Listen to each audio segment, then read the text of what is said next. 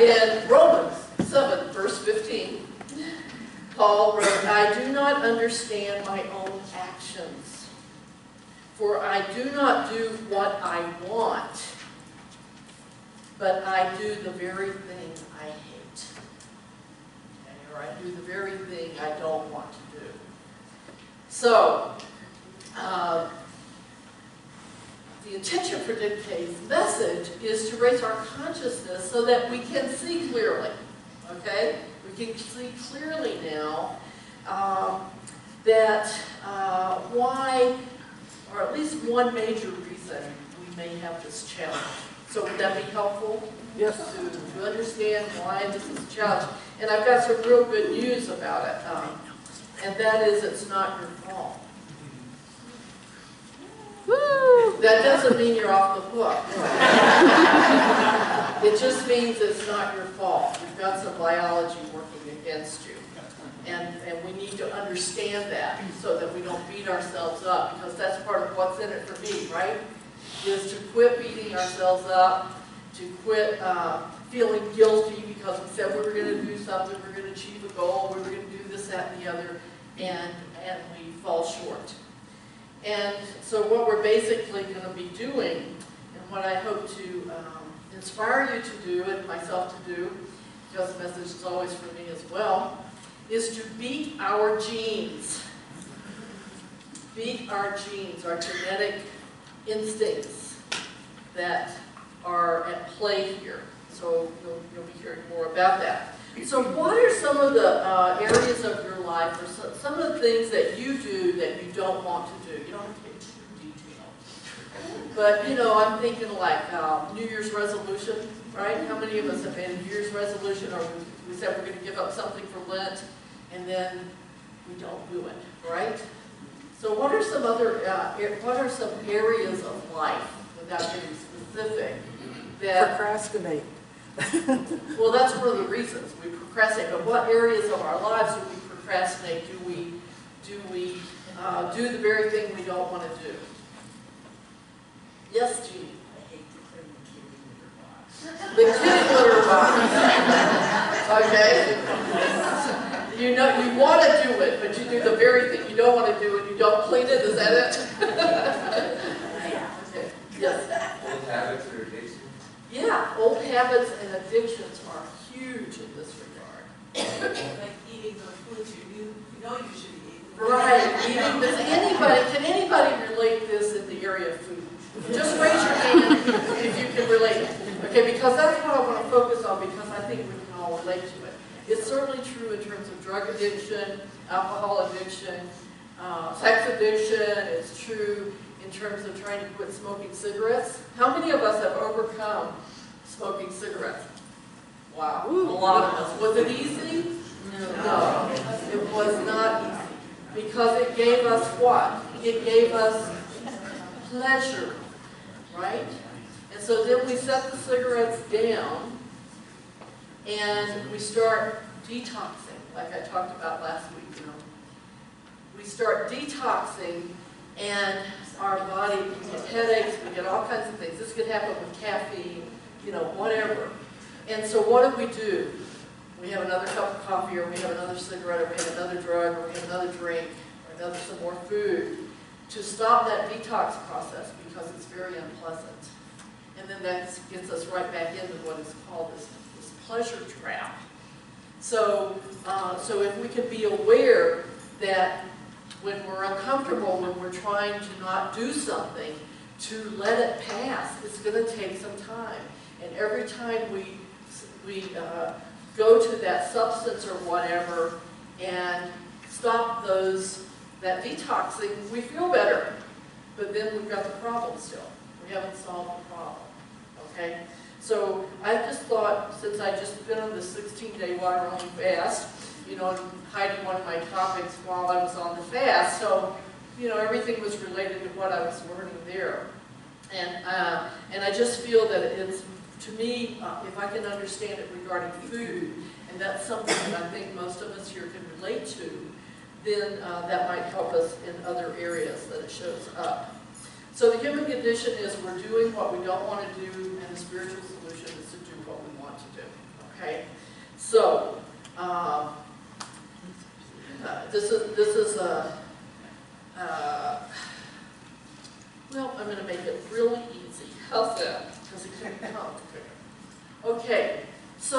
something called the pleasure trap.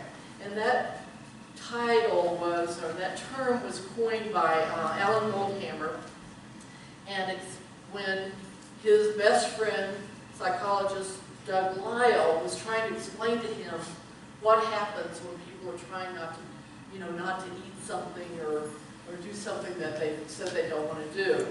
And so when Doug Lyle explained it, Dr. Goldhammer said, oh, the pleasure trap.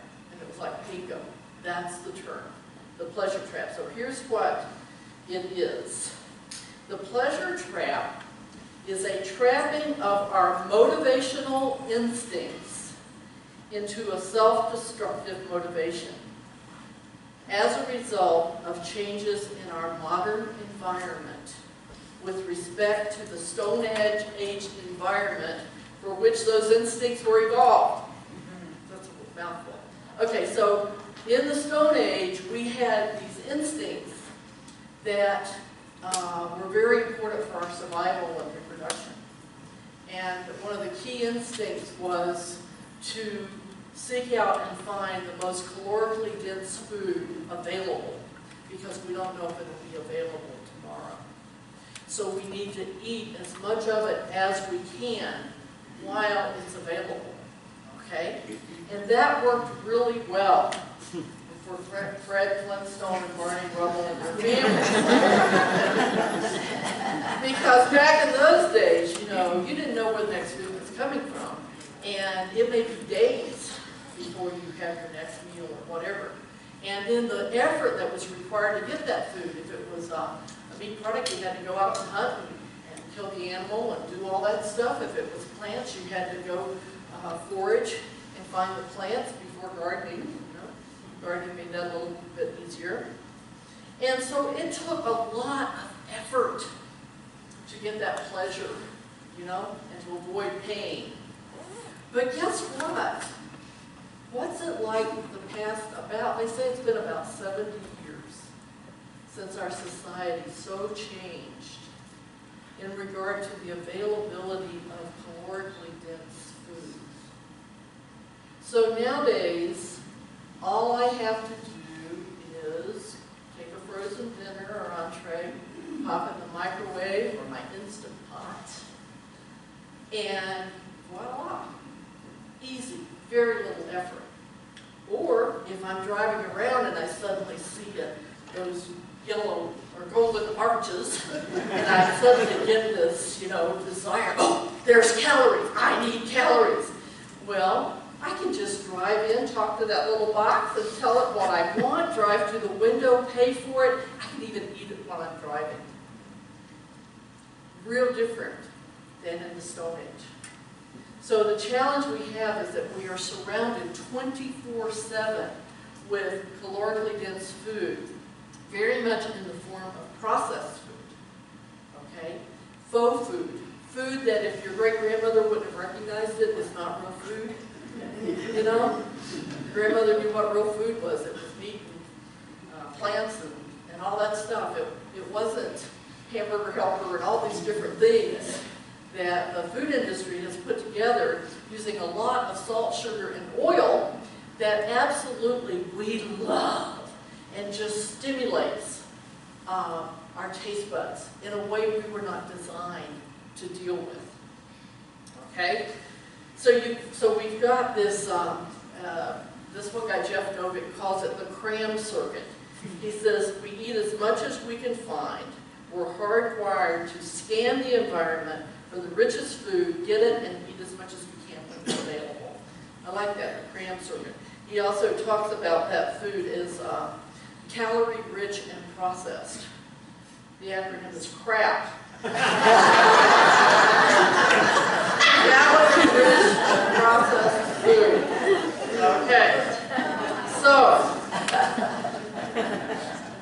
Okay. So we've got this pleasure trap that's really, our instinct is we've got to go get that food.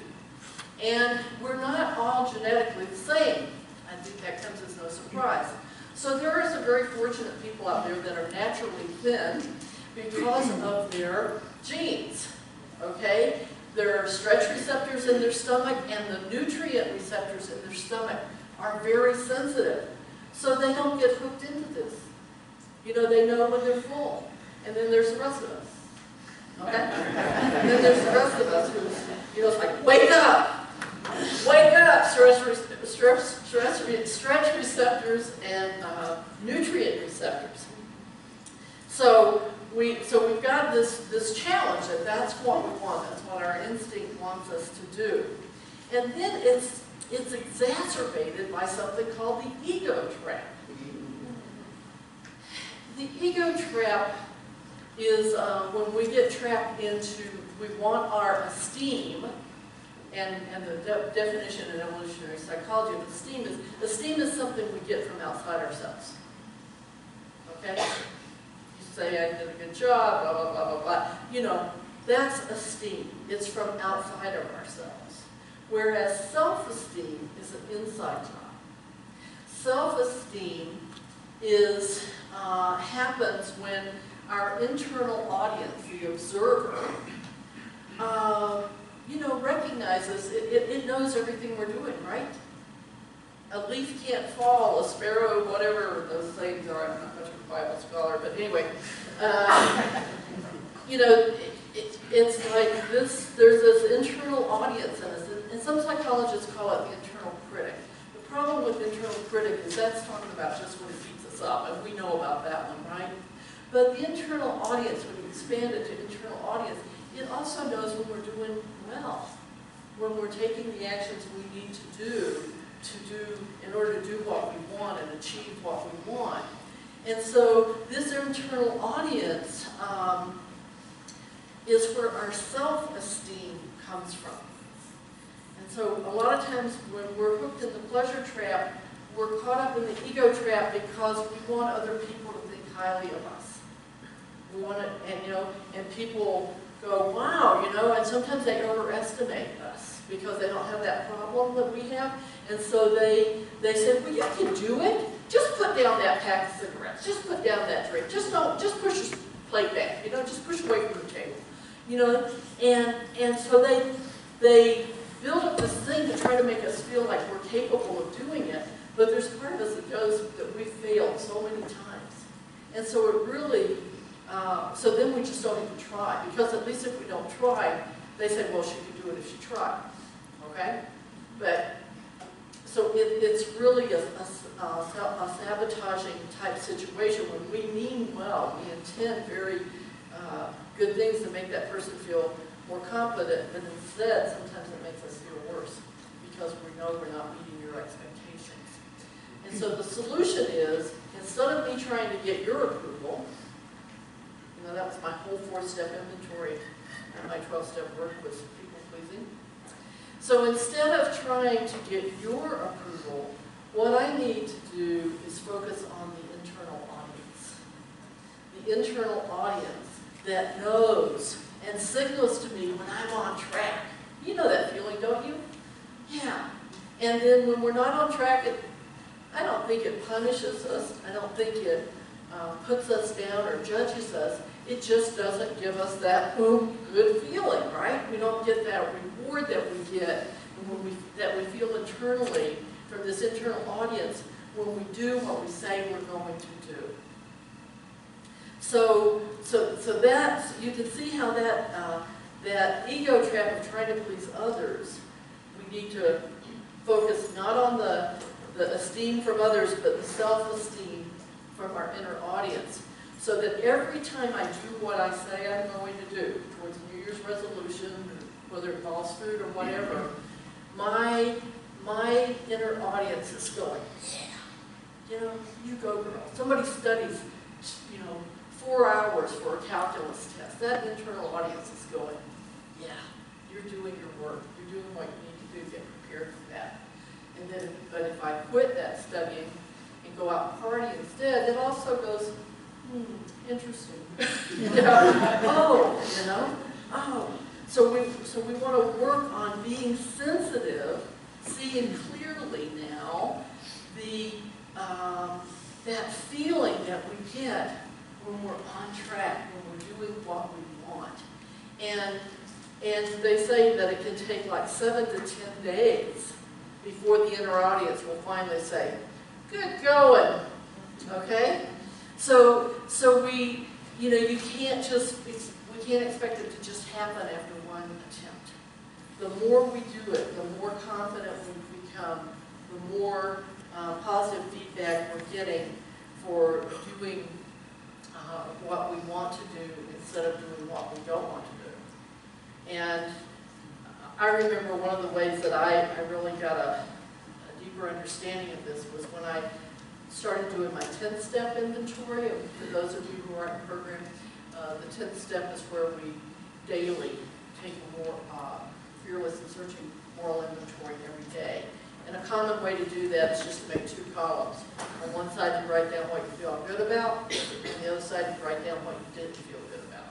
Okay, you wish you'd done differently.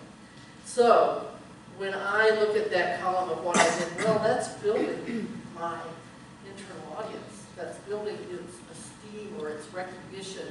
It's signaling that I've done well. Whereas what I discovered when I wrote down the things I didn't want to do, the next day, when I'd start to do one of those things, I'd stop and say, I don't want to write that down on my list tonight, okay? So I call it quantum spirituality. The act of observing something changes it. It changes me because I've observed it, I've seen myself do it, I know how I feel, and then I think, I don't want to write that down tonight. I don't want to feel that again. So that somehow all ties in with this ability to work with the pleasure trap, which is calling us to do what's going to feel good. Whether it's drugs, cigarettes, alcohol, food, sex, or any of the other addictions out there. It also works for things like that addiction we all have, which is control. We all are addicted to control. And our lives become unmanageable when we think we don't have control over a situation, especially all of you. If I don't have control of you, it gets my anxiety up, right? And so we deal with it all the time. So if we can be aware that we've got this instinct to go out there and get the most calorically dense food or something else that will give us pleasure, and we can then quit beating ourselves up and thinking that something's wrong with me, right?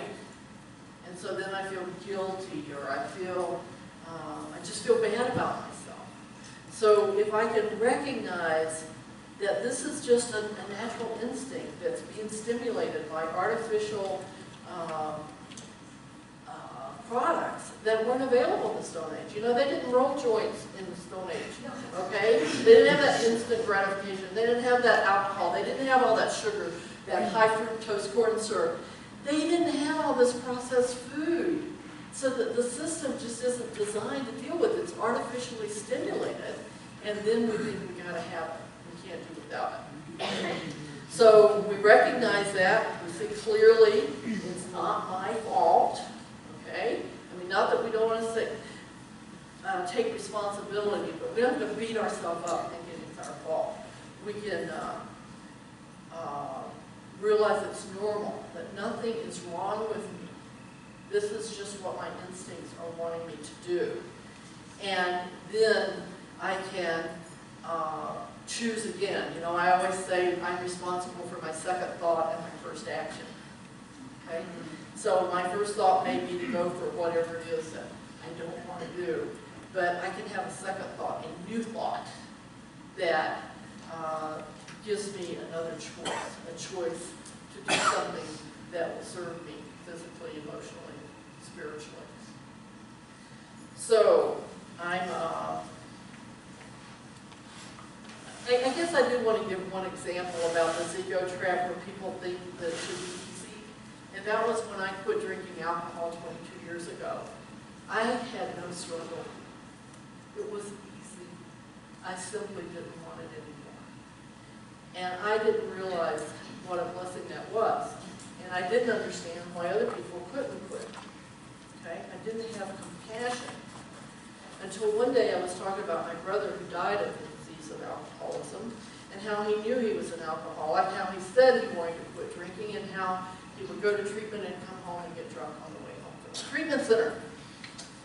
There were about 6 of those, I think. And all of a sudden, I heard myself talking about me.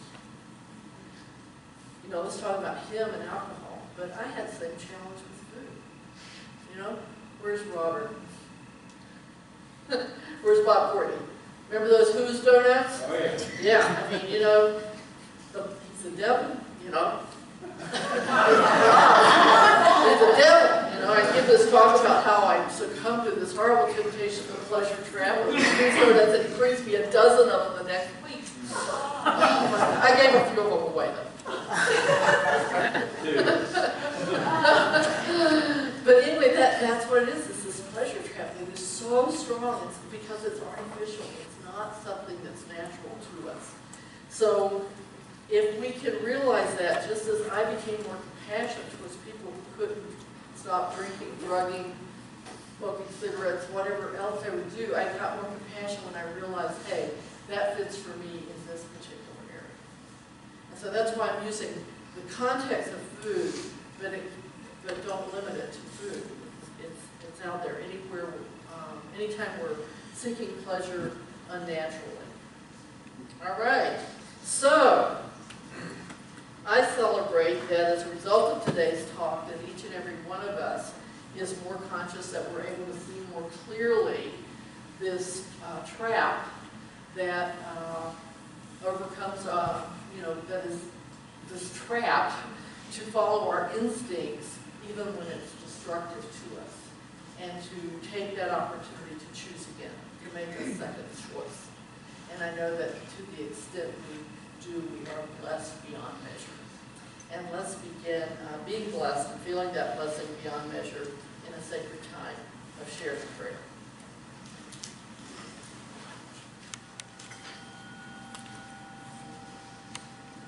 And so I invite us to just become still and present to this moment.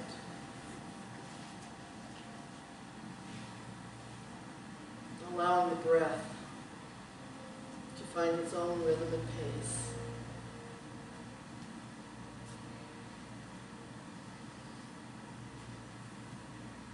Allowing each breath to remind us of that one presence, that one power that is living us, breathing us, supporting, nourishing, and inspiring us.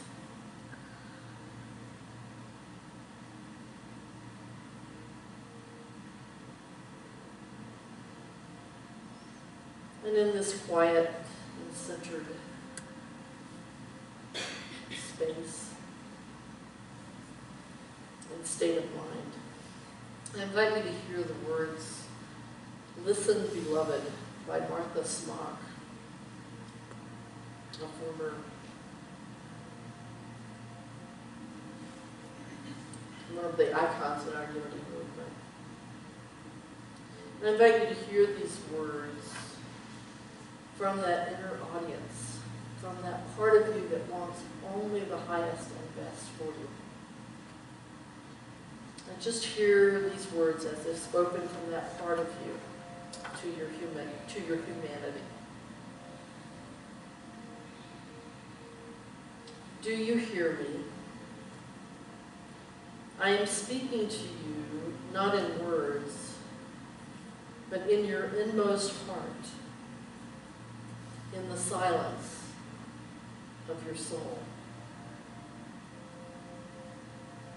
I am the Christ in you. I speak, yet it is not I, but the Father who speaks. I am the Christ in you, the beloved of the Father in you. Do you hear me? I am speaking to you now. I am speaking to you of infinite possibilities that are before you, of wonderful powers that are within you. I am speaking to you of mysteries of the Spirit, of everlasting love, of unending eternal life. I am speaking to you of inner reality and outer realization. I am speaking to you of greatness and goodness, of dreams fulfilled, of prayers answered, of appreciation of things present, of anticipation of things to come. Listen, beloved, as I speak to you of building self-esteem through the signals I send you when you're doing what you want to do. Listen, beloved, in the silence.